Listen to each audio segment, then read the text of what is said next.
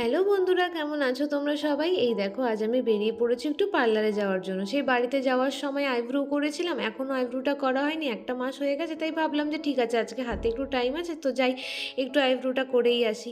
আর দেখো, এখন বাজে ঘড়িতে 6:30, আর সূর্য কোথায় উঠে বসে আছে। এখানে না সূর্য অস্তও যায় একটু লেটে, আর উদয়টাও একটু লেটেই হয়। আর দেখো রাস্তার কি অবস্থা, মানে প্রচণ্ড ধুলো ধুলো রাস্তা। আর দেখো তারপর চলে এসেছি এই পার্লারে, অনেকটা লেটও হয়ে গেছে, মানে ভিড় ছিল অনেক। তো দেখো আমার এখানে আইব্রো করাও হয়ে গেছে।